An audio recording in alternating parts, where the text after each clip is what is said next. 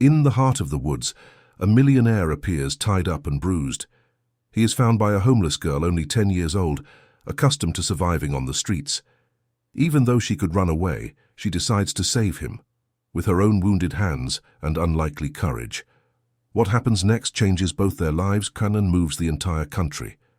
If this story interests you, don't forget to subscribe to our channel and tell us which city you are watching from. Let's continue. New York City breathes concrete. The city wakes up early, even before the sun rises, swallowing millions of people in its frantic rhythm and forgetting those who sleep under its bridges. In the heart of the metropolis, where skyscrapers compete with the horizon and the roar of traffic never ceases, there exists a parallel world. A world invisible to the eyes of those passing by in a hurry, those who look away as if avoiding a rain puddle on the sidewalk. In this world lives Chloe Miller, 10 years old, with a frail body that looks 8, and deep brown eyes that have already seen more than any child should.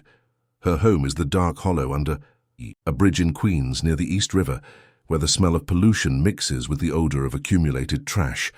There she shares the space with other forgotten souls, men and women broken by life, who lost their way through difficult choices or even crueler circumstances. Chloe doesn't remember her mother. The memories are loose fragments, like pieces of a broken mirror. A soft voice singing, the scent of soap, calloused hands carefully brushing her curly hair. A tight hug.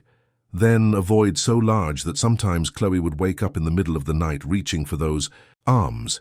She remembers her father better, and sometimes she wished she didn't. The smell of alcohol, the shouting, the broken promises. But there were also good moments that made everything more confusing.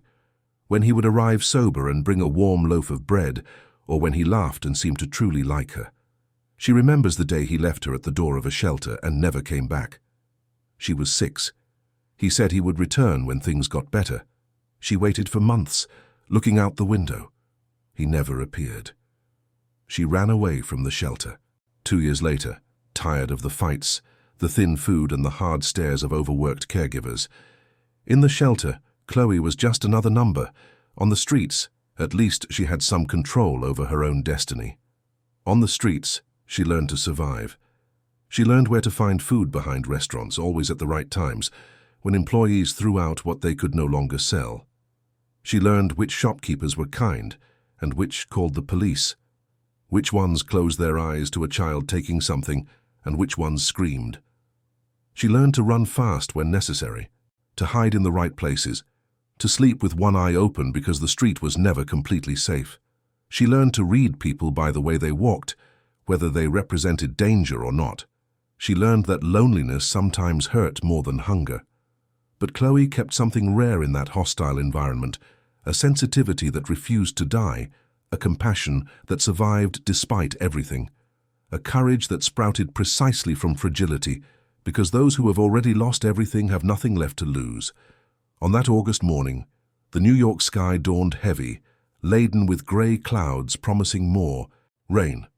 The local winter didn't bring snow yet, but the cold was damp and piercing, the kind that gets into your bones. Chloe woke up shivering violently. The dawn rain had soaked the cardboard she used as a blanket. Beside her, old man Arthur coughed incessantly, a wet, deep sound that made his chest tremble. She knew that cough was dangerous. She had seen others get very sick in the cold. Old man Arthur was different from the others. He had grey hair and deep wrinkles around his eyes. He told stories sometimes about when he used to work, about a family he once had. Chloe didn't know if they were true, but she liked hearing them because they made her feel less alone. She stood up with determination. She needed to find food, and most importantly, dry wood to make a fire. If she could warm Arthur up, maybe he would get better. The old man always shared the little he had with her. When she first arrived on the streets, scared and lost, he was the one who showed her where to drink water and where it was safest to sleep. Chloe wouldn't let him suffer alone. She walked through the still deserted streets.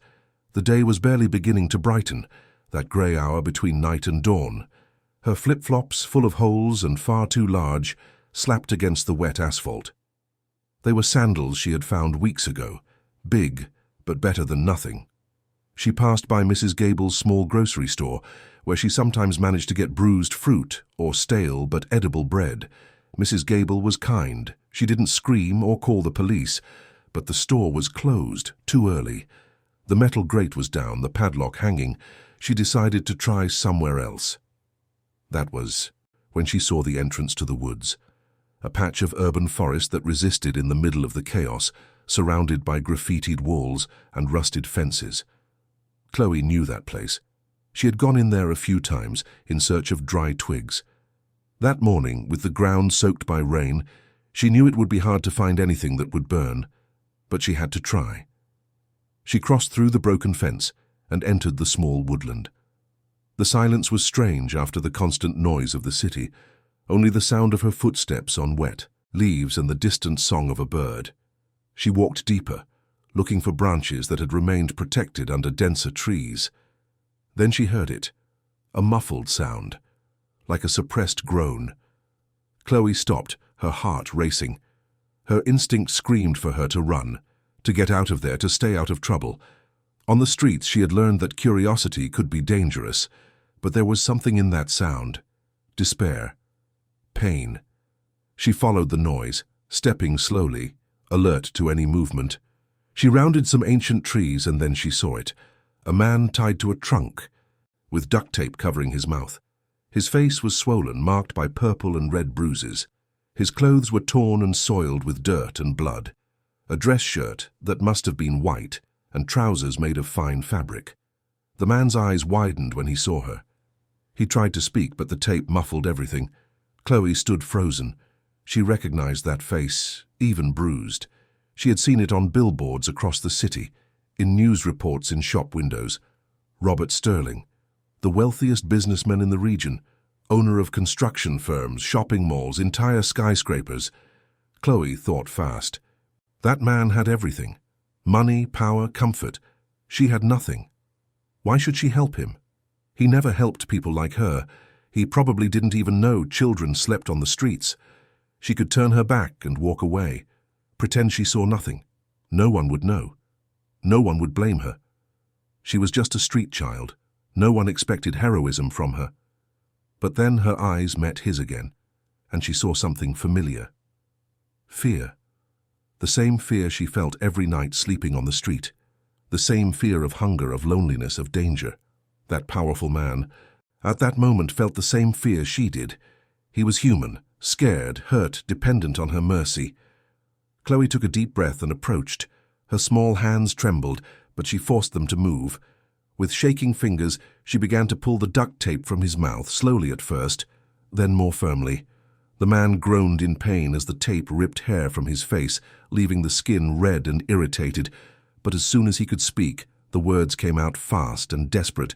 "Help me, please. They're coming back. They'll be back any moment, please." "Who are they?" Chloe asked, already starting to work on the knots of the ropes binding the man's wrists. The ropes were thick, the knots too tight, made by experienced hands. "Dangerous people. People who want to hurt me. If you let me go, I'll reward you, girl. I promise you'll have everything you want." "Everything?" Chloe didn't answer. She wasn't doing it for a reward. She didn't even quite know why she was doing it. She just knew she couldn't turn her back. Her small, wounded fingers fought against the tight knots. Her nails broke, scratching the rope, the skin of her fingers getting hurt. But she didn't give up. She bit her lower lip in concentration. She used her teeth when her fingers weren't enough, pulling the rope with her mouth, ignoring the bad taste. She pulled with force, ignoring the pain shooting up her arms. "They want money," the man continued, his voice trembling. "A lot of money. They said if my family doesn't pay, they'll leave me here. They're coming back soon to make new demands." Time seemed to be running against them. Chloe felt panic rising in her throat, but she forced herself to continue. Finally, after what felt like hours but was only minutes, she managed to free one of his hands. The man immediately began working on the other rope, and together they managed to free him completely. Robert tried to stand up, but his legs failed him. He was too weak, too injured. Chloe, who barely reached his waist, grabbed the man's arm. "I'll help you. Lean on me." The way back was torturous. Robert could barely walk, his legs shaky and weak, dragging his feet while leaning heavily on the frail girl who, with a strength she didn't know she had, one that came from somewhere deep inside, supported part of his weight. It was like carrying an adult when you weigh less than a bag of cement. At every sound of a snapping leaf, a breaking twig, or a bird taking flight, Chloe looked back with a racing heart, afraid to see the kidnappers arriving, imagining what they would do to her if they caught her helping. When they finally emerged from the woods and reached the street, Chloe didn't know exactly where to go. A hospital? She wasn't sure where the nearest one was. Then she saw a few blocks away a police cruiser parked in front of a diner, the officers likely taking a breakfast break. "Come on," she said to Robert, her voice coming out firmer than she felt. She pulled him toward the officers. They arrived staggering. The officers, who were chatting calmly while drinking coffee from disposable cups, took a few seconds to process the bizarre scene approaching them. A bloody and bruised man, wearing torn, expensive clothes, leaning on a dirty, barefoot street girl.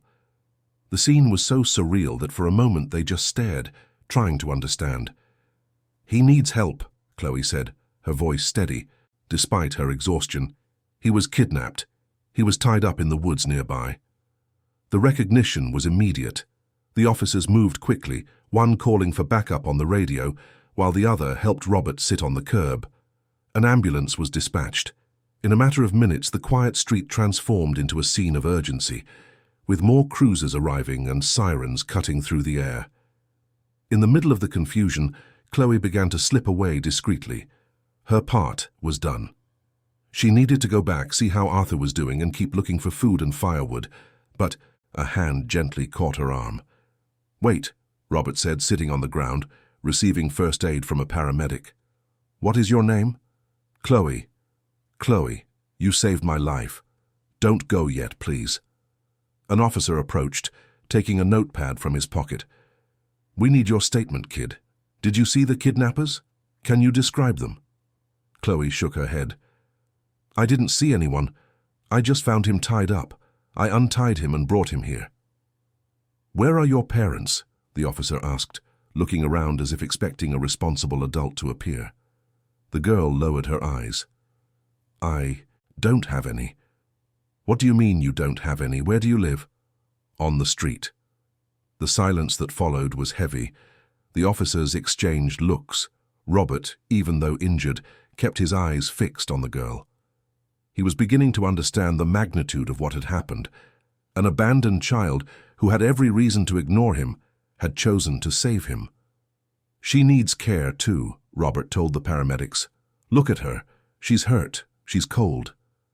"Sir, you need to go to the hospital urgently," one of the paramedics replied. "The authorities will handle the girl's situation." "No," Robert insisted, his voice gaining strength despite his physical weakness. "She's coming with me. I want to make sure she receives proper care. She saved my life." Chloe watched everything with wide eyes, not fully understanding what was happening. She was used to being invisible, to being ignored, to being shooed away. All that attention was strange, even frightening. The ambulance arrived and Robert was placed on the stretcher. Before getting in, he reached out his hand to Chloe. "Come with me, please." The girl hesitated. Arthur was waiting. The streets were the only world she knew. But something in that man's gaze, something in the implicit promise in that gesture, made her accept the extended hand. She climbed into the ambulance. As the vehicle moved through the streets of New York, sirens blaring, Chloe looked out the window. She saw the city from a different perspective, from the inside, protected, going somewhere. She didn't know that this moment would change everything. She didn't know that the courage of a single act, born from the pure empathy of a child who had nothing, was about to rewrite two destinies completely. Robert, lying on the stretcher beside her, kept his eyes closed, but his hand still held the girl's. His heart beat fast, not just from the physical trauma, but from the overwhelming realization beginning to take shape in his mind. He had been saved, and his salvation had come from where he least expected it, from someone society discarded, from a child the city pretended not to see. The ambulance cut through the New York traffic as the sun finally broke through the grey clouds, casting golden rays over the immense metropolis. It was the beginning of something new, a story that was just beginning to be written. A story of an unlikely encounter, of second chances, of bonds that would defy all expectations. And while the city continued its chaotic, indifferent and hurried rhythm, two lives that should never have crossed paths began a journey that would change not only them but everyone around them, because sometimes the courage of a lost child is what saves a powerful man, and sometimes recognizing that courage is the first step toward a redemption no one saw coming. St. Jude's Medical Center was busy that afternoon. Nurses moved through the white corridors with clipboards and medications. Doctors spoke in low voices about complicated cases, and the characteristic smell of disinfectant permeated every corner. In room 312, Robert Sterling rested in a hospital bed, his body still aching but already in the process of recovery. The marks of the kidnapping covered his face, but his eyes were alert, bright with determination. Beside him, sitting in an uncomfortable plastic chair, Chloe looked smaller than she actually was. They had given her clean clothes at the station, a simple set of pants and a blouse that a social worker kept for emergencies. Her hair had been washed for the first time in weeks, and her clean face revealed delicate features that the dirt had hidden, but her eyes still carried that deep distrust of someone who had learned that the world rarely offers kindness without charging a high price later. "Did you eat something, Chloe?" Robert asked, his voice still raspy but gentle. The girl nodded timidly. A nurse had brought a tray of food from the cafeteria: chicken, mashed potatoes, and a salad. Chloe had eaten everything with a speed that betrayed days of hunger, but with care, as if she feared someone might take the plate away at any moment. "Robert," observed the girl with a mixture of gratitude and something he was still trying to name. Since waking up in the hospital, surrounded by doctors, police, and his legal team, one thing occupied his mind: that child who had risked her own life to save him. A child who had nothing but gave everything, a child society chose to ignore but who possessed more courage and kindness than many adults he knew. The door to the room opened, and Dr. Harrison Vance entered, a man in his 50s with graying hair and a serious expression. He had been Robert's personal physician for over a decade. He held a folder with test results. "Robert, I need to talk to you about your condition," the doctor said, casting a quick glance at Chloe. "You can speak in front of her," Robert replied firmly. "Chloe stays." The doctor hesitated for a moment but then proceeded. "You were lucky, very lucky. The bruises will heal, the broken ribs will recover in a few weeks, but you need absolute rest. And you also need to talk to someone about the psychological trauma. Experiences like this leave marks that go beyond the physical." Robert nodded. "I know. But before I think about myself, I need to resolve something important, very important." At that moment, there was another knock on the door. This time, it was Mrs. Sarah Jenkins, the social worker assigned by Child Protective Services to handle Chloe's case. She was a woman in her late 40s, with her hair pulled back in an impeccable bun and an expression that fluctuated between professional compassion and the weariness of someone who had seen too much. "Good afternoon, Mr. Sterling. Good afternoon, Chloe," she greeted, pulling up a chair to sit. "I need to talk to you about the girl's situation." Chloe shrunk into her chair, her muscles tensed. She knew this kind of conversation well. She had had a few before on other occasions, when a teacher or a health official had tried to take her off the street. They always ended with her running back to the bridge, to the only place where she felt even minimally safe. "Chloe has no known family," the social worker began, consulting her clipboard. "Her mother passed away when she was 3, and her father disappeared years ago. She has been living on the streets since she was 7. We have a protocol for cases like this. She needs to be referred to an institutional shelter while we look for a foster family or try to locate distant relatives." "No," Robert said with surprising firmness. "She is not going to any shelter." The social worker frowned. "Mr. Sterling, I understand your gratitude toward the girl, but she is a minor and needs proper protection. She can't simply be wandering around or—" "I want to adopt her," Robert interrupted, the words coming out with absolute conviction. "I want to start the adoption process immediately." The silence that followed was thick. Mrs. Jenkins looked at him as if she had misheard. Dr. Vance widened his eyes, and Chloe, for the first time since entering that hospital room, felt something she hadn't felt in a long time. Hope. A fragile and terrifying hope. Because hope meant having something to lose. "Mr. Sterling," the social worker began, choosing her words carefully, "I understand that you are emotionally shaken by what happened. It's natural to feel gratitude. But adoption is a serious, complex and lengthy process. There are psychological evaluations, home visits, periods of monitored living, and you have just gone through a severe trauma. Perhaps this isn't the best time to make such drastic decisions." "There is no better time," Robert replied, turning slightly in bed to face her. "This girl saved my life when she could have run and left me there. She risked everything for a stranger. And I discovered she lives on the streets alone with no one. If that isn't a sign, I don't know what is. I have the resources, I have the structure, and I have love to give. Start the process. Hire whoever is necessary. Do what has to be done. But I am going to adopt this girl." Chloe looked at Robert with wide eyes, not knowing if this was real or if she was dreaming. Someone wanted her. Someone so important, so powerful, wanted to be her family. The idea was so absurd, so unlikely, that she almost laughed.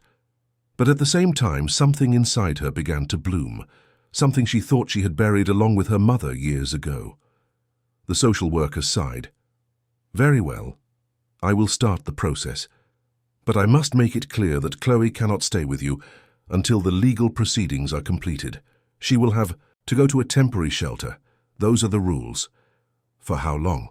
Robert asked, frustration evident in his voice. "It depends. It could be a few weeks, it could be months. We need to do all the background checks, ensure you truly have the conditions to offer her a proper home. We also need to verify if there are any relatives who might claim custody." Robert clenched his fists on the hospital sheets. He was used to resolving everything quickly, making things happen with his influence and resources. But here, before the bureaucracy of the child protection system, he discovered that his power had limits. "Can I visit her?" he asked. "Yes, with supervision. We will schedule regular visits. It's important for the bonding process." Robert looked at Chloe, and for the first time since they met, he smiled. A genuine smile, despite the physical and emotional pain. "Did you hear that, Chloe? I'm going to get you out of that situation. You're going to have a home, you're going to go to school, you'll have everything you need. You just need to be patient with me. I promise I'll make this happen." Chloe couldn't respond. The words were stuck in her throat, choked by years of disappointment and abandonment. But she nodded, and Robert saw a solitary tear roll down the girl's clean face. 3 days later, Chloe was sitting in a room at Child Protective Services, waiting to be taken to Hope House, an institution that took in vulnerable children. Her new clothes already felt uncomfortable, and she held a small backpack in her lap, containing the few things they had given her: a toothbrush, a comb, and a few extra outfits. Mrs. Jenkins entered the room with a worried expression. "Chloe, I need to talk to you about something important. 2 people have appeared claiming to be your distant relatives. They want to meet you." Chloe's heart raced. Relatives? She didn't have relatives, or at least, she didn't have anyone who cared enough about her to look for her in recent years. "Who are they?" the girl asked, her suspicion sharp as a blade. "A couple, Vera and Oscar Sullivan. They say they are distant cousins of your father. They presented some documents. We are verifying their authenticity, but they have the right to be heard. And if they want to take me?" Chloe's voice trembled. The social worker sighed. "If the documents are legitimate and they prove kinship, they will have priority over any adoption process. It's the law. Biological family has preference." "But I don't know these people." Chloe stood up, her voice rising. "Where were they when I was on the street? Where were they when I was hungry and cold? Now they show up? Why?" "Chloe, calm down," the social worker tried, but the girl was already on her feet, her eyes shining with tears of anger and fear. "It's because of the money, isn't it?" she whispered. "They saw it on the news. They saw that the man I saved is rich, and now they want a piece of it." "We cannot assume their intentions," Mrs. Jenkins replied, but her tone wasn't very convincing. We will investigate everything carefully." At that moment, the door opened, and Vera and Oscar Sullivan walked in. Vera was an ordinary-looking woman with dyed blonde hair and clothes that were far too flashy for the occasion. Oscar was a tall, thin man with small eyes that moved nervously around the room. Both smiled when they saw Chloe, but they were smiles that didn't reach their eyes. "Chloe," Vera exclaimed, approaching with open arms. "My dear niece, we finally found you."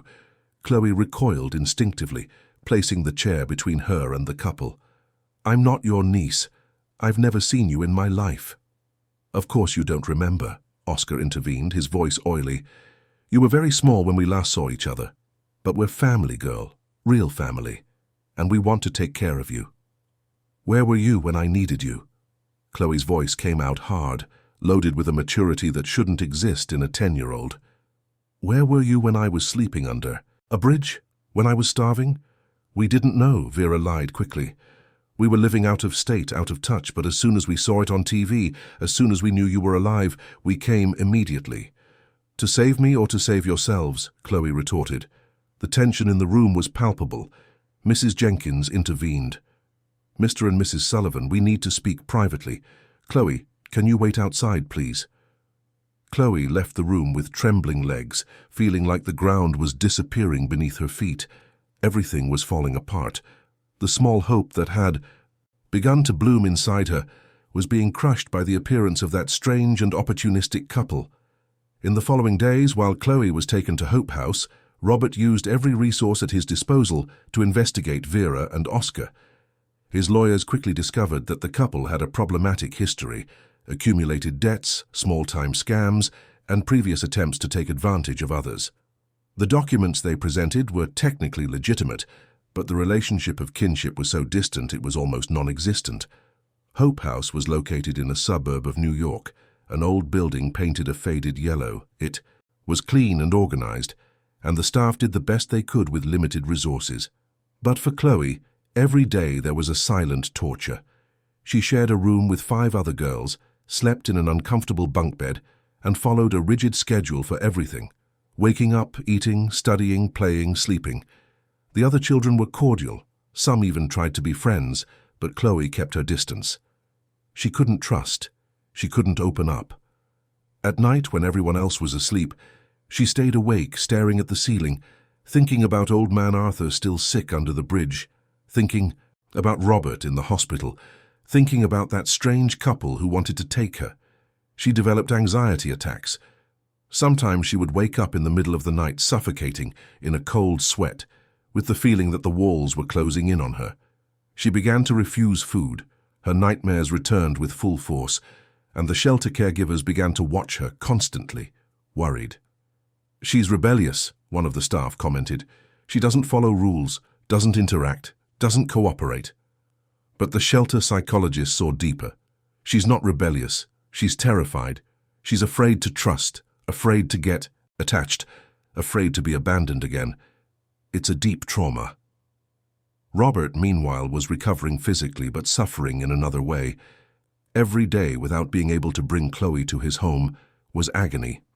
He visited her at the shelter twice a week, always accompanied by the social worker. He brought gifts, books, clothes, toys. But what Chloe appreciated most were the stories. Robert told her about his own childhood, about how he had also lost his parents young, and about how he had built his empire from nothing. Slowly, session by session, visit by visit, the bond between them strengthened. Chloe began to talk more, to smile occasionally, and to believe that maybe, just maybe, this man truly wanted to be her family. But the threat of Vera and Oscar loomed like a shadow. They had filed a formal petition for custody, claiming that as biological relatives they had priority rights. The hearing was scheduled for 3 weeks later, and the outcome was uncertain. One afternoon, during one of his visits, Robert held Chloe's small hands in his and said with determination, "I won't let them take you, you can believe me. I will fight for you with everything I have." "And what if you lose?" Chloe asked, her voice small and scared. "I won't lose," Robert replied, though he wasn't sure of it himself. "You saved me. Now it's my turn to save you." Outside the visiting room, Mrs. Jenkins watched the scene through the glass window. She saw a powerful businessman, accustomed to controlling everything, discovering that love cannot be bought or forced, only built with patience and presence. And she saw a wounded girl who had learned to survive alone, slowly learning to trust again. The legal battle was just beginning, but the emotional battle was already being fought day after day, visit after visit, glance after glance. And amid all the uncertainty, one thing was becoming clear. That bond, born in impossible circumstances, had a strength that no legal document could measure or control. The story of the girl and the businessman was far from over. In fact, the hardest chapters were yet to come. The family court in New York was particularly busy that morning. The courtroom, with its white walls and dark wood furniture, had a solemn air that made anyone feel the weight of justice. It was there that Chloe's future would be decided, and the tension in the air was almost palpable. Robert Sterling was sitting next to his lawyers, Paul Sterling and Caroline Frost, two of the best professionals in family law. He wore a discreet suit, chosen not to appear intimidating. His face still bore the marks of the kidnapping. His hands, crossed on the table, trembled slightly, and he pressed them down to control the shaking. It wasn't professional nervousness. It was genuine fear of losing that girl. Robert Sterling, who had faced hostile boards of directors and negotiated million-dollar contracts, had never felt so much fear. Because he was fighting for something money couldn't buy, a family. On the other side of the room, Vera and Oscar Sullivan sat next to a less polished lawyer, Ray Baxter, who flipped through papers with an expression that tried to look confident but betrayed a certain insecurity. Vera wore a dress that tried to look respectable but was too loud, and Oscar adjusted his tie every few seconds, sweat visible on his forehead. Chloe was sitting in a special chair, accompanied by Mrs. Jenkins.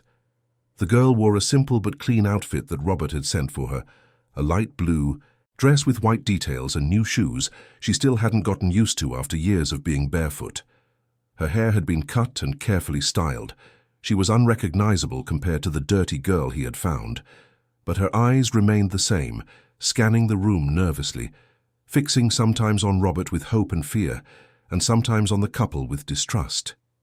She looked even smaller in that formal setting, as if the weight of the situation might crush her. Her hands gripped the hem of her dress tightly. Judge Helen Whitaker entered the room, a woman in her 60s, with completely white hair tied in a severe bun, thin-rimmed glasses, and an expression that conveyed decades of experience dealing with the most complex human dramas. Everyone stood up respectfully. "You may be seated," she said, settling into her chair. Her voice was firm but not harsh.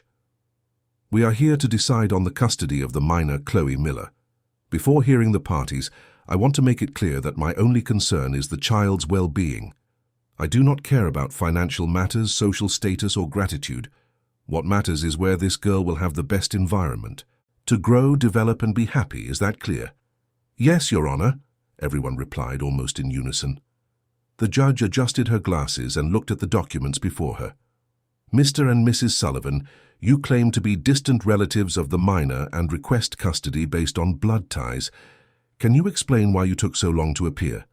Oscar cleared his throat, clearly uncomfortable. "Your Honor, we were living in a small town upstate, without much access to news. We didn't know about the girl's situation. It was only when we saw it on TV, when the case gained national attention, that we discovered our niece was alive and in need of a family." "And why didn't you look for her before?" the judge insisted. "You knew her father had disappeared, didn't you?" "Yes, we knew," Vera intervened quickly, "but we thought he was taking care of her. We didn't imagine the girl was abandoned, living on the streets. If we had known, we would have acted much sooner. You can be sure of that." The judge made notes, her expression impassive. "Mr. Sterling, you have no kinship with the minor, but you wish to adopt her. Can you explain your motivations?" Robert took a deep breath before responding, choosing each word carefully. "Your Honor, Chloe saved my life. I was in an extreme situation, and she, a 10-year-old child who had nothing, who lived on the streets, risked her own safety to free me and bring me to help. When I discovered she had no family, that she lived alone, I felt it was my duty, no, my privilege, to offer her what she gave me, a second chance. I have the resources to give her the best education, the best care, and most importantly, I have love to give. I want to be the father she lost." "Very moving, Mr. Sterling," the judge said, but her voice had a tone that indicated pretty words weren't enough. "But you are an extremely busy businessman. You travel constantly. You have enormous responsibilities. How do you intend to reconcile that with raising a child who, on top of everything, carries severe trauma and will need constant attention?" "I have already taken steps, Your Honor," Robert replied promptly. "I have completely reorganized my work schedule. I have delegated several responsibilities to my trusted team. I have hired a psychologist specialized in childhood trauma to accompany Chloe. I have renovated an entire wing of my house to be her room with everything a child needs. And most importantly, I am willing to learn. I know it won't be easy. I know I will make mistakes, but I am committed to being present, to being the father she deserves." The judge turned to Vera and Oscar. "And you? What structure can you offer?" Oscar hesitated. "Well, Your Honor, we aren't rich like Mr. Sterling, but we have a simple, honest home. We can give love, affection, and family values. The girl doesn't need luxury. She needs true affection." Ms. Frost, Robert's lawyer, asked permission to speak. "Your Honor, may I present evidence?" "You may." The lawyer stood up, handing folders to the judge and the opposing counsel. "Our investigation revealed that Mr. and Mrs. Sullivan have a worrying history. There are records of accumulated debts, lawsuits for non-payment, and even a previous attempt, 3 years ago, to take custody of another child in a similar situation, which resulted in reports of neglect and exploitation." "That's a lie," Vera shouted, standing up abruptly. "It's slander. You're using money to invent things about us." "Mrs. Sullivan, sit down and control yourself," the judge ordered firmly. "I will analyze this evidence carefully." "Your Honor," Ray Baxter intervened, the couple's lawyer, "these allegations are unfounded. My clients may have had financial difficulties in the past, as many Americans do, but that doesn't disqualify them as a family. What matters is the blood tie, and the law is clear regarding the priority of the biological family. The law exists to protect the child, not to satisfy vanities," Ms. Frost countered, "and our investigation clearly shows that this couple's interest is financial. They appeared only after the case gained media attention, only after it became public that Mr. Sterling is a man of resources." The judge raised her hand, silencing everyone. "Enough. I want to hear from the girl. Chloe, can you come here, please?" Chloe stood up slowly, her legs trembling. Mrs. Jenkins accompanied her to the front. The judge looked at her with kindness, softening her expression for the first time since entering the room. "Chloe, I know this is hard for you, but I need you to be honest with me. You don't need to be afraid of anyone here. I just want to know what you feel. Do you know these people who say they are your relatives?" Chloe shook her head. "I've never seen them in my life, ma'am, never." "And what do you feel when you're near them?" The girl looked at Vera and Oscar, and then back at the judge. "Fear. I feel fear. They don't really look at me. They look at me as if I were a thing, not a person." The raw honesty of the answer echoed through the room. Vera opened her mouth to protest, but the judge's severe look made her recoil. "And, Mr. Sterling, how do you feel when you are with him?" Chloe looked at Robert, and for the first time that morning, a small smile appeared on her face. "He's different. He really talks to me. He tells stories. He asks how I feel. And when he promises something, I think I can believe him. He came to visit me every week, even when he didn't have to. He brought books, but he also brought time. And time is more important." The girl's words, simple but profound, touched everyone in the room. Even the court reporter, who was taking everything down, paused for a moment, clearly moved. The judge asked a few more questions about Chloe's life on the street, about her fears and her hopes. The girl responded with a painful honesty, speaking about the cold nights, the constant hunger, and the fear of being forgotten. She also spoke about old man Arthur, how she missed him, and how she wished he were okay. Finally, the judge dismissed Chloe and asked everyone to sit. She spent long minutes reading the documents, making notes and reflecting. The silence in the room was absolute, broken only by the tick-tock of the clock on the wall. "Very well," she said finally, taking off her glasses and cleaning them before looking at everyone. The gesture gave her a few seconds to organize her thoughts before delivering a decision that would change lives. This is not an easy decision. The law gives preference to the biological family, and there are good reasons for that. But the law also gives me the power and the duty to decide based on the best interest of the child. And that interest is not just material, it is about who can give true love, constant presence, and emotional security. It is about who sees the child as a person, not as an object or an opportunity. And after analyzing all the evidence, hearing testimonies, and especially hearing from Chloe herself, my decision is as follows. Robert held his breath. Vera and Oscar leaned forward. Chloe squeezed Mrs. Jenkins's hand. Based on the questionable history of the Sullivan couple, on the clear demonstration that their interest appeared only after the case's repercussions, and primarily based on the bond already established between the minor and Mr. Robert Sterling, as well as the resources and commitment he has demonstrated, I deny the request for custody from Mr. and Mrs. Sullivan and grant provisional custody of the minor Chloe Miller to Mr. Robert Sterling, with regular monitoring by Child Protective Services for 6 months, after which the possibility of permanent adoption will be re-evaluated. "What?" Oscar shouted, standing up furious. "This is an outrage. Is it because he has money? Is that it?" "Mr. Sullivan, control yourself or you will be removed from the room," the judge warned severely. "My decision is based on facts, not financial issues. You had years to look for this girl and you didn't. You appeared only when you saw an opportunity. That isn't family, it's opportunism. Decision closed." Vera began to cry, but her tears seemed more like frustration than genuine sadness.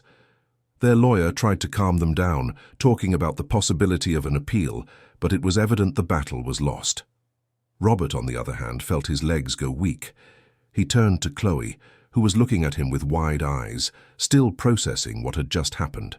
He stood up, walked over to her, and knelt to be at the girl's eye level. "Did you hear that?" he asked, his voice thick with emotion. "You're going to live with me. We're going to be a family." Chloe couldn't respond.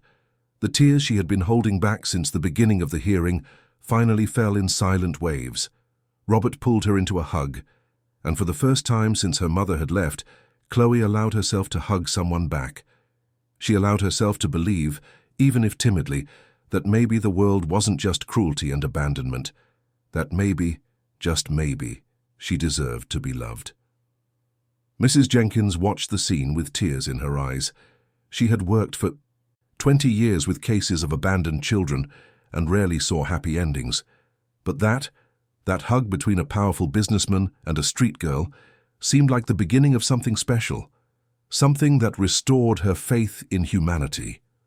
While Vera and Oscar left protesting and threatening appeals that would likely never come, Robert filled out the necessary paperwork with hands that shook with relief.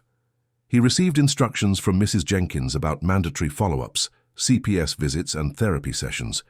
He agreed to everything, promising to follow every guideline. Mrs. Jenkins pulled him aside. "Mr. Sterling, I want you to understand one thing. The custody is provisional. We will closely monitor Chloe's adaptation. She has deep trauma. She may have relapses, difficult moments. She will test your limits. She will be suspicious. She might even try to run away. It won't be easy. Are you prepared?" Robert looked at Chloe. "I am prepared to try. I don't know if I'll do everything right, but I know I'll be present. And I will love this girl." The social worker nodded. "Chloe, come here, dear." The girl approached. Mrs. Jenkins knelt, holding her hands.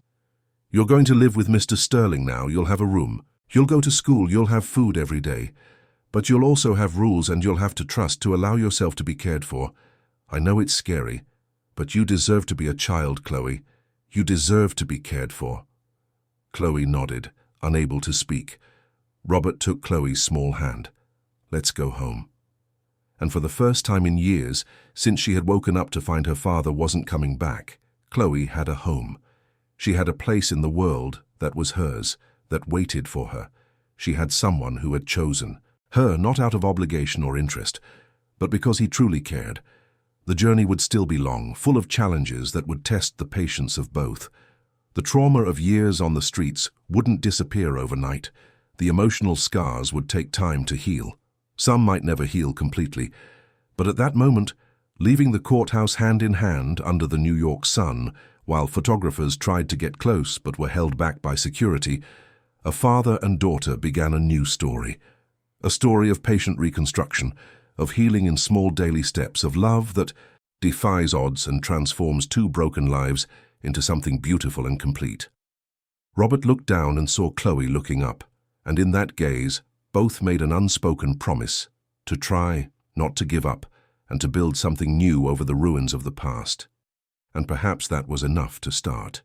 Robert's mansion was located in an upscale neighborhood in Greenwich, Connecticut, surrounded by high walls and electronic gates that opened upon recognizing the car.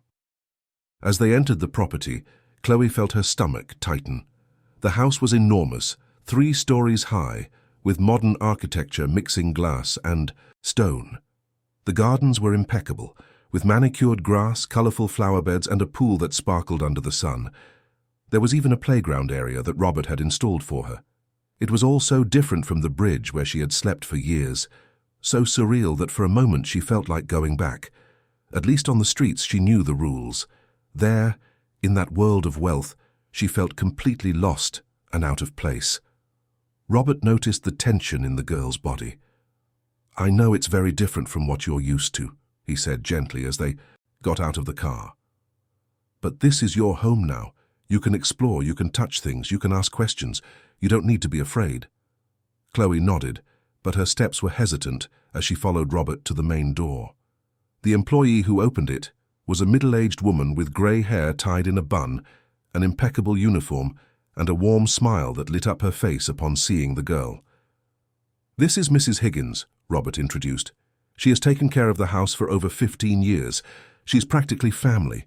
"You are very welcome, dear," Mrs. Higgins said, kneeling to be at Chloe's level. "What a beautiful girl you are. Come, let me show you your room." Chloe looked at Robert, seeking confirmation. He nodded encouragingly. "Go ahead. It's okay." As she climbed the marble staircase, Chloe could hardly believe what she saw. Paintings on the walls, crystal chandeliers, elegant furniture. Everything was clean, organized, and beautiful. Mrs. Higgins led her to the second floor, stopping in front of a white door decorated with colorful butterfly stickers. "This is your room," the housekeeper said, opening the door. Chloe entered slowly and stood frozen. The room was larger than the apartment she had lived in with her mother. The walls were light blue, a color that reminded her of the sky. There was a huge bed covered with a soft duvet and decorative pillows. A light wood desk occupied a corner near the window. Shelves stretched across one wall, filled with new books, toys organized in baskets, and plush animals of all sizes. There was even a television on the wall. The wide window had light curtains and overlooked the garden. And there was a complete private bathroom with a white tub, a shower, and shelves full of new products. "Is it all for me?" Chloe asked, her voice almost a whisper, as if speaking louder would break the spell.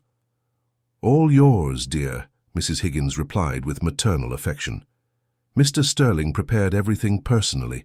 He spent weeks choosing every item. He wanted it to be perfect for you." Chloe walked slowly to the bed and touched the duvet with her fingertips. It was so soft it felt like a cloud. She sat on the edge, testing the softness. After years of sleeping on cardboard, it felt unreal. "I'll leave you to settle in," Mrs. Higgins said. "If you need anything, just call. Dinner is being prepared. Mr. Sterling asked for your favorite dish, but we didn't know what it was, so we made a little of everything." When she was alone, Chloe explored every corner of the room. She opened the dresser drawers and found new clothes, all her size, still with the tags. She flipped through the books on the shelves. Most were children's stories with colorful illustrations. She found drawing materials, colored pencils, and blank notebooks. On the desk there was a small framed photo.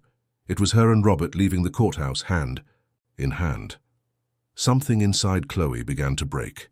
Tears she had been holding back since the hearing finally fell.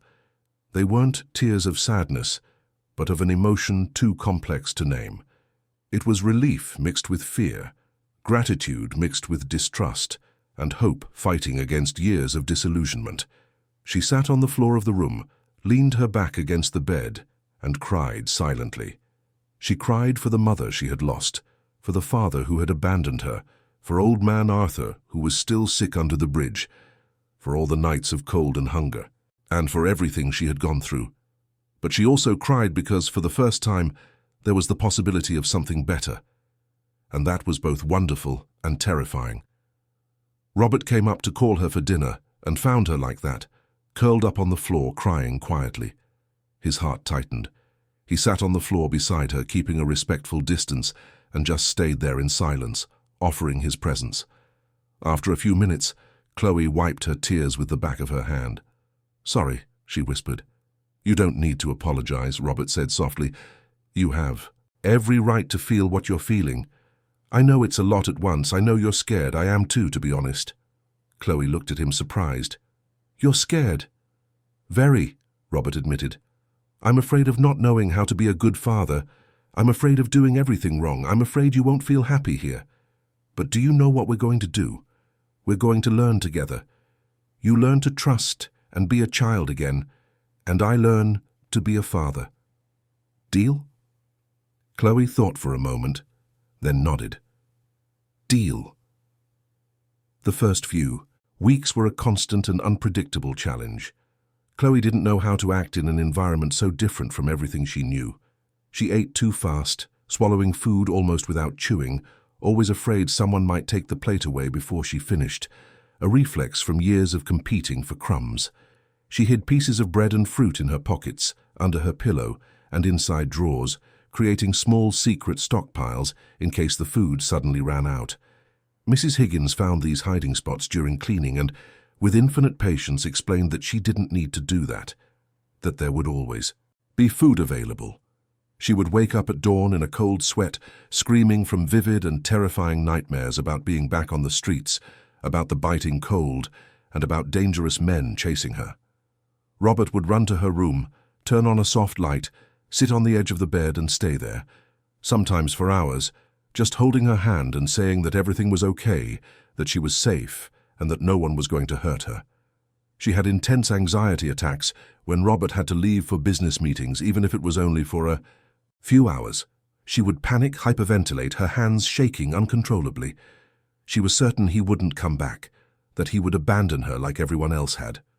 Robert learned to warn her in advance, to explain exactly where he was going and when he would be back, and to call from the office just to say everything was okay and he would be home soon. The psychologist Robert hired, Dr. Beatrice Fields, visited 3 times a week. In the sessions, Chloe slowly began to talk about her trauma and her fears. The therapist explained to Robert that the process would be long, that there would be setbacks, and that patience would be fundamental. One day, about 3 weeks after moving in, Chloe disappeared. Robert arrived home from work and couldn't find her in her room, the living room, or the garden. Mrs. Higgins hadn't seen her either. Panic took hold of him. He called security, checked the cameras, and was about to call the police when he heard a noise coming from her bedroom closet. He opened the door and found her curled up in the corner, surrounded by the old dirty clothes she had worn when she lived on the streets. She had kept them hidden there, along with an old backpack and some belongings from the street. "Chloe, what happened?" Robert asked, kneeling at the entrance of the closet. "I need to be ready," she said, her voice trembling. "In case you change your mind, in case this all ends, I need to have my things ready to go back." Robert felt his heart break. "Chloe, look at me." She raised her tearful eyes. "I'm not going to change my mind. You're not going back to the street. This is permanent. You are my daughter now. Do you understand? But what if I do something wrong? What if you get tired of me? There is nothing you can do wrong that would make me give up on you. Families make mistakes, they fight, they go through difficulties, but they don't give up on each other. Never. You can keep those clothes if it makes you feel safer, but I want you to know that you'll never need them again." Slowly, with a lot of patience and therapy sessions, Chloe began to open up. She started to laugh at Robert's jokes during dinner. She began to ask him to read stories before bed. She started calling Mrs. Higgins by her name with affection, small progresses that meant enormous victories. Robert was also transforming. He cancelled international trips, delegated more responsibilities, and reorganized his entire life around that girl. He learned how to braid her hair with YouTube tutorials. He took her to choose clothes, letting her decide what she liked. He sat on the floor of her room to put together puzzles with her. One Saturday, 2 months after moving in, Chloe woke up and didn't find Robert in the house. Panic began to rise, but Mrs. Higgins calmed her down. "He left early, but he'll be back soon," the housekeeper said. "He asked you to have breakfast and wait." An hour later, Robert arrived, and he wasn't alone. With him came Old Man Arthur, but an Arthur transformed, almost unrecognizable. He was clean, shaven, and wearing new clothes that fit well on his body, which was already starting to regain weight. His face was still thin, marked by years of suffering, but there was color in his cheeks, a sparkle in his eyes, and life where before there had only been resignation. He smiled when he saw Chloe, and it was a smile she hadn't seen in a long time, a genuine smile that lit up his entire wrinkled face. "Arthur!" Chloe shouted with all the strength in her lungs, an explosive and pure joy taking hold of her. She ran toward the old man, crossing the room in seconds, throwing herself into his arms like a small child, finally reuniting with someone she had thought lost forever. The old man wrapped his arms around her tightly, pressing her to his chest, tears flowing freely down his wrinkled and marked face. "My girl, my brave little girl," he murmured between sobs, his voice broken by emotion. "I thought I'd never see you again. I thought you had forgotten me." "Never, Arthur," Chloe replied, also crying, still hugging the old man. "Never forgotten. I thought about you every day, every day." Robert watched the scene from a distance, his own eyes misty. He then explained with an emotional voice that he had searched for Arthur in the places Chloe had indicated, taken him to a top medical center where he was treated for severe pneumonia and the tuberculosis that had almost taken his life. It had been weeks of hospitalization, strong, antibiotics and intensive care. Now he had settled him into a comfortable small cottage he kept on his property for retired staff, with everything the old man could need: a soft bed, a heater, regular food, and medical assistance. "I couldn't leave you without your grandfather," Robert told Chloe, who was crying while hugging the old man, her hands holding Arthur's face as if to make sure he was real. "He is part of your story, part of your family. And now, he is part of our family too." It was at that moment, seeing Robert and Arthur talking, seeing the two people she loved most in the world together, that Chloe finally allowed hope to defeat fear. She finally began to believe that this wasn't temporary, that it wasn't a dream she would wake up from. That night, for the first time since she had moved in, Chloe didn't have nightmares. She slept through the night, safe, warm, and loved. School began the following month. Robert enrolled her in Aurora Academy, a private institution known for its high-quality, humanized pedagogy. But he hired a tutor, Mary, to help her catch up with the other students, as Chloe had a significant educational gap. The girl was intelligent and learned fast when taught with patience, but the first few days were difficult. She didn't know how to interact with other children who had grown up in such different realities. She didn't understand the games or the references to movies she had never seen. The other children asked curious questions about her past that she couldn't answer.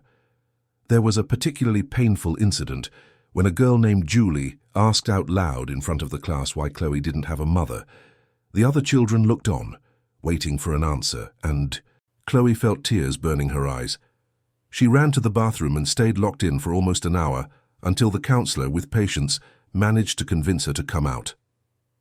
Robert was called to the school.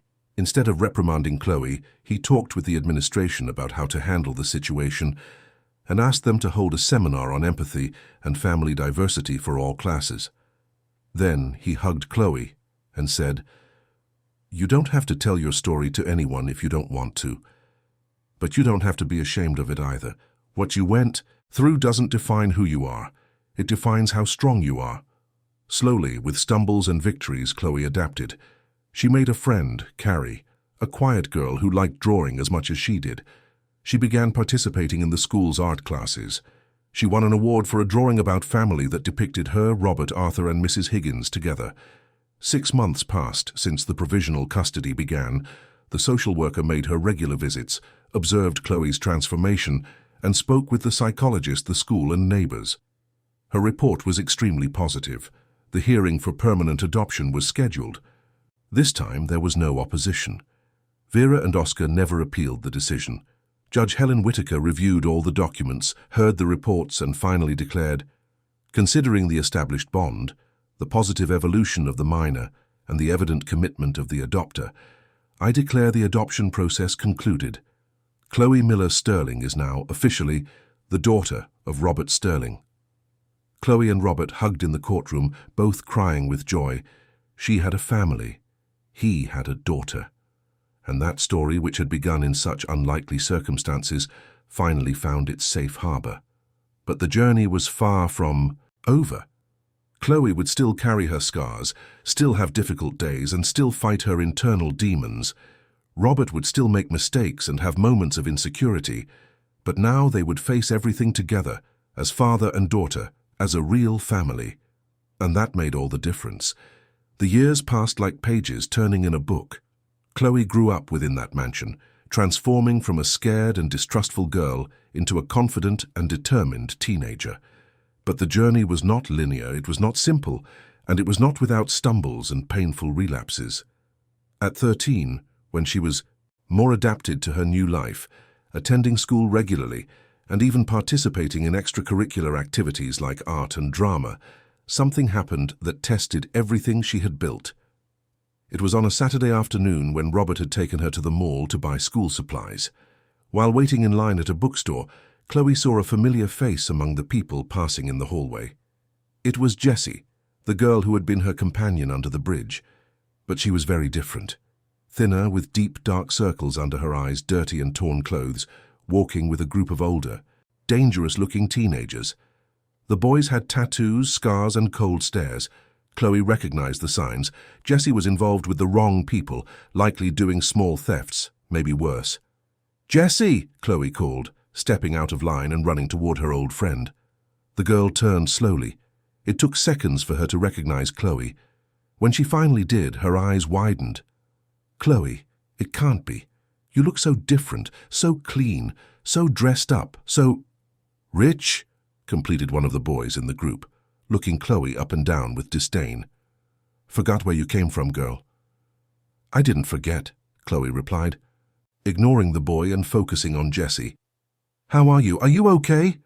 Jessie shrugged, but there was hurt in her eyes. "I'm alive. Still on the streets, still struggling. But you managed to get out. Found a rich guy to save you." "It wasn't like that," Chloe began, but Jessie interrupted her. "Wasn't it? Then how was it? You got lucky, Chloe. Pure luck. While you sleep in a soft bed, I still sleep on cardboard. While you eat off porcelain plates, I'm still digging through trash. Do you think that's fair?" The guilt Chloe had been carrying in, silence for years, surfaced like a wave. She knew she was lucky. She knew her story could have been different, that she could still be on the streets like Jessie, and that tormented her on the nights she couldn't sleep. Robert approached, sensing the tension. "Chloe, is everything okay?" "Dad, this is Jessie. We lived together under the bridge. She's still on the streets." Robert looked at the teenager with genuine compassion. "Can I help in any way? There are shelters, social programs." "I don't want charity," Jessie snapped. "I don't need anyone saving me." "It's not charity. It's help," Chloe insisted. "Jessie, you don't have to live like this. Let me help you, please." But Jessie was already walking away with her group. "You chose your path, Chloe. I chose mine. I don't need anyone's pity." Chloe tried to follow her, but Robert held her gently. "Let her go for now. Sometimes people need to want to be helped." But that encounter disturbed Chloe deeply, stirring layers of emotion she thought she had processed and overcome. For the following weeks, she was quiet, withdrawn, immersed in obsessive thoughts she couldn't share with anyone. Survivor's guilt consumed her like a slow, constant fire. Why did she deserve to be saved and Jessie didn't? What cruel criterion of fate had decided that one girl would sleep in a soft bed while the other still faced the dangers of the street? The question tormented her during the day and kept her awake at night, staring at the ceiling of the comfortable room that now felt like a golden prison built upon guilt.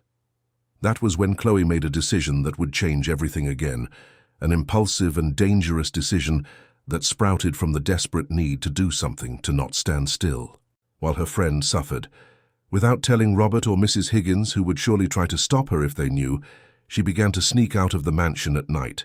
She waited for everyone to sleep, deactivated the room alarm using the code she had memorized, went down the service stairs she knew perfectly, and escaped through the back of the property where she knew the cameras had a blind spot. She returned to the areas she knew as well as the palms of her own hands, searching for Jessie on every corner, in every alley, in every place where homeless people gathered. She carried a backpack full of food she took from the kitchen, clothes she separated from her own wardrobe, and money she saved from her allowance, hiding everything carefully so no one would notice. She was determined to save her friend, even if it meant putting herself at risk, even if it meant temporarily returning to the world she had escaped. It took 3 weeks until she found her again. Jessie was in a park known as a meeting point for vulnerable minors. When she saw Chloe, her expression was one of surprise and then something that looked like relief. "You came back," Jessie said, and there was less hostility in her voice now. "I'm not giving up on you," Chloe replied with determination. "You didn't leave me when I needed you on the streets. Now it's my turn." Over the following weeks, Chloe continued her secret visits. Slowly, Jessie began to open up about the group she was with, about the things she was forced to do to survive, and about the constant fear. And Chloe, with the stubbornness of someone who knows both worlds, began to convince her to accept help. But one night, everything went wrong. Chloe was talking to Jessie in a dark alley when the group her friend was with appeared. They didn't like seeing Jessie talking to someone from the outside. They didn't like the influence Chloe was having. The leader of the group, a 17-year-old boy named Mark with scars on his face and cold eyes, grabbed Chloe by the arm. "Think you can come here and take our people away?" he hissed. "Think you're better than us because you have money?" Chloe felt the old fear return, but she didn't back down. "I'm not taking anyone. I'm offering a choice. Jessie can decide for herself." That was when Jessie did something unexpected. She stepped between Chloe and the leader. "Let her go, Mark. She's trying to help me, and I'm going to accept it. I'm getting out of here." Mark let out a bitter laugh. "No one leaves, Jessie, you know that." But at that moment, a police cruiser passed by the street, and the group dispersed quickly. Chloe and Jessie ran together, hearts racing, until they found a safe, well-lit area. When she finally caught her breath, Chloe called Robert, confessing everything. The businessman arrived in minutes, accompanied by security. His expression was one of worry mixed with something Chloe had never seen on his face before, pure fear. In the car on the way home, Robert didn't shout or reprimand. He just held Chloe's hand and said with a controlled but emotional voice, "You could have been hurt, you could have been kidnapped, injured, or worse. Do you understand that? I couldn't bear to lose you."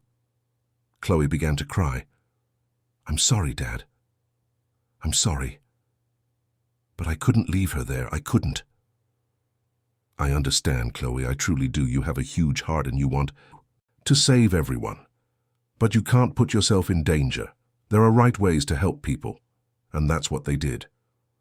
Robert used his resources and contacts to ensure Jessie was placed in a specialized program for at-risk teenagers, a safe place where she could recover, study, and rebuild her life. It wasn't easy. There was resistance, and there were moments when Jessie wanted to give up. But Chloe was there, visiting, supporting, being the friend who never gave up. And something changed in Chloe after that episode. She understood her mission. She understood she had been saved not just for herself, but to be able to help others. The seed that would grow into her future vocation was planted in those difficult days. The high school years passed with Chloe, dedicating herself not only to her studies, but also to volunteer work. Robert, inspired by his daughter, began to invest heavily in social projects. Together they created the Sterling Foundation, focused on getting children off the streets and offering real opportunities for education and development. When it came time to choose a university career, Chloe didn't hesitate. I want to study law, she announced during a family dinner. I want to defend children like I was. I want to change the system that leaves so many Chloes and Jessies abandoned. Robert smiled, his eyes shining with pride. Your mother would be very proud of you. I am proud of you. Law school at New York University was challenging but deeply rewarding.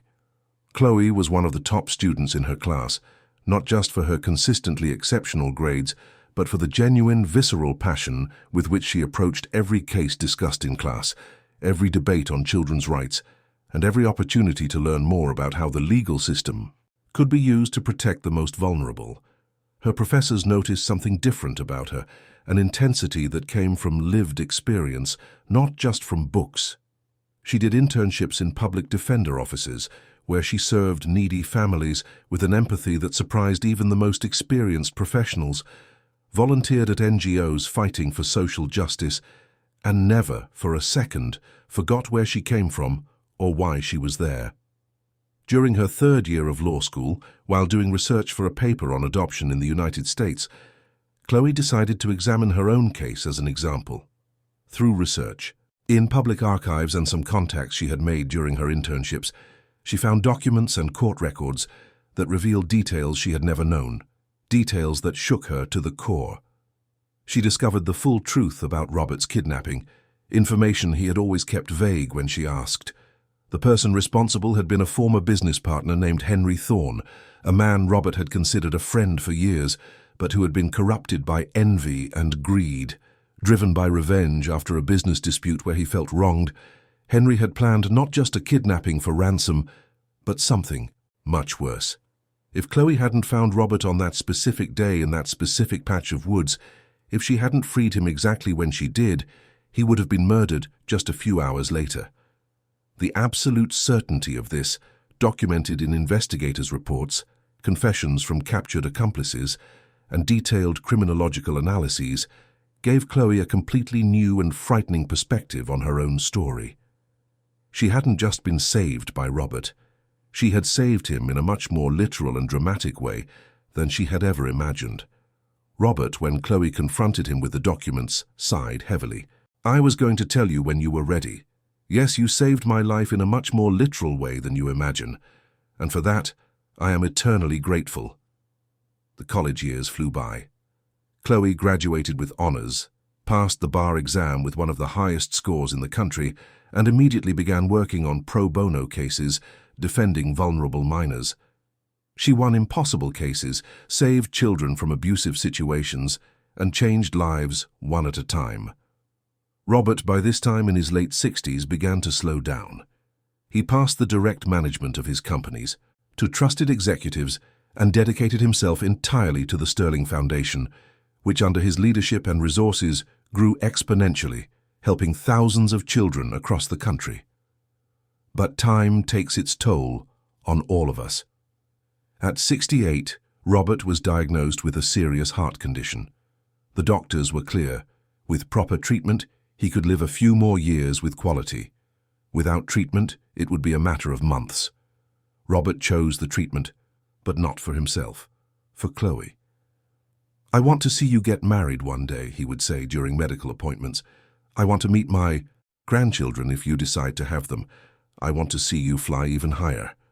Chloe, now 28, dedicated herself to caring for her father with the same love he had given her. She reduced her workload, spent more time at home, and ensured Robert had the best medical care possible. There were 3 years of treatment, years of highs and lows, of hopes and disappointments. But they were also years of deep conversations, with Robert telling stories of his own life and Chloe sharing her dreams and plans. They were years that brought them even closer, if that were possible. One Sunday afternoon, old man Arthur, now over 80 but still lucid and present, came to visit them. The three sat in the garden where it had all begun years ago and talked about life, destiny, and the miracle that their encounter had been. You two saved me, Robert said, looking at Chloe and the old man. You saved me physically that day in the woods, but you saved me in a much deeper way afterward. You gave me purpose, family, and love. You made my life truly meaningful. And you saved us too, Chloe replied, holding her father's hand. You gave me a second chance. You taught me that I had value, You showed me what unconditional love is. Robert passed away one autumn morning, sleeping peacefully in his bed, with Chloe holding his hand.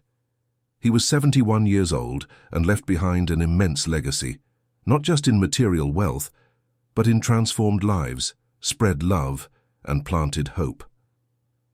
The funeral was immense, an impressive demonstration of the impact Robert Sterling had made during his life. Influential businessmen in expensive suits, important politicians accompanied by their security details, and celebrities who had met Robert at benefit events, all attended to pay their respects. The cemetery was crowded, flowers covered every available space, and television cameras recorded everything for the nightly news. But the most deeply touching moment, the moment that truly captured the essence of who Robert had been, was when hundreds and hundreds of children and teenagers, whom the Sterling Foundation had helped over the years, appeared spontaneously, without official notice or prior organization. They came on buses chartered by the communities themselves, on foot, by subway, some traveling hours from distant neighborhoods.